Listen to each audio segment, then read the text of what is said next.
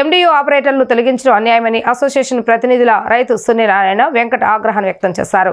ఒకరోజు గడువు కూడా ఇవ్వకుండా 20,000 కుటుంబాలను రోడ్డును పడేశారని ఆవేదన వ్యక్తం చేశారు. ఈ నిర్ణయాన్ని వెంటనే ఉపసంహరించుకోవాలని వారు డిమాండ్ చేశారు. పౌర సరఫరాల శాఖలో రేషన్ సరఫరా చేస్తున్న ఎండియు ఆపరేటర్ల తొలగింపును వ్యతిరేకిస్తూ ఎండియు ఆపరేటర్స్ వెల్ఫేర్ అసోసియేషన్ ఆధ్వర్యంలో గాంధీనగర్ ధర్నా చౌక్లో ఆందోళన నిర్వహించారు. ఈ ఆందోళనకు అసోసియేషన్ గౌరవ అధ్యక్షుడు రైతు సూర్యనారాయణ, విజయవాడ ప్రతినిధి వెంకట్ నేతృత్వం వహించారు. ఈ సందర్భంగా వారు మాట్లాడుతూ రేషన్ డీలర్లకు ఇంటి వద్దనే సేవలందించిన తమను వీధుల పాలు చేసే విధంగా ప్రభుత్వం నిర్ణయం తీసుకోవటాన్ని తప్పుపట్టారు. తమ మనోభావాలు దెబ్బతినే విధంగా ముద్ర వేసి తొలగించడం అన్యాయమని అన్నారు. ఎండియు ఆపరేటర్లు అందరూ బడుగు బలహీన వర్గాలకు చెందిన వారేనని, తమకు ఉపాధి లేకుండా చేయడం దారుణమని అన్నారు. తక్షణమే ఈ నిర్ణయాన్ని ప్రభుత్వం ఉపసంహరించుకోవాలని, లేని పక్షంలో 26 జిల్లాలో ఆందోళనలకు దిగి కార్యాలయాలను దిగ్బంధనం చేస్తామని స్పష్టం చేశారు. ఎండియు ఆపరేటర్ తరఫున విజయవాడ ఎండియూస్ విజయవాడ ధర్నా చౌక్లో ఈ ధర్నాకి దిగిన విశిష్ట కారణం ఏంటంటే, గత 4.5 సంవత్సరాలుగా పేదలకి, ప్రజలకి, అందరికీ కూడా, కార్డుదారులందరికీ కూడా ఎండియు ఆపరేటర్ల తరఫున బియ్యం అయితే మేము 4.5 సంవత్సరాల నుంచి మా విధుల్ని నిర్వహిస్తున్నాం.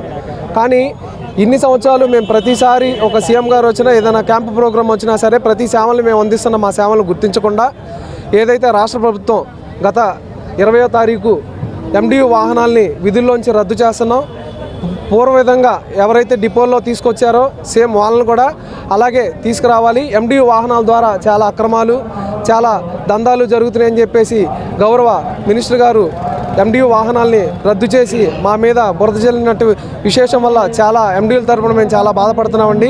మేమల్లా కోరుకునేది దేనికంటే, ఎక్కడ గవర్నమెంట్ మీద మేము వ్యతిరేకం చేయట్లేదు, ఎక్కడ నిరసన ధర్నాలు ఏమి మేము గొడవలు గట్రా చేయడానికి ఎవరికి ఇంట్రెస్ట్ లేదండి. కానీ మేము మా తరఫున ఎండియుల తరఫున మేము అడిగేది ఏంటంటే, మాకు ఉద్యోగ భద్రత కల్పించండి.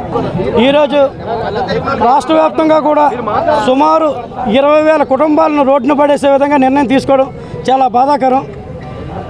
ఈ కూటమి గవర్నమెంట్ వచ్చాక 20 లక్షల ఉద్యోగాలు ఇస్తామని చెప్పారు.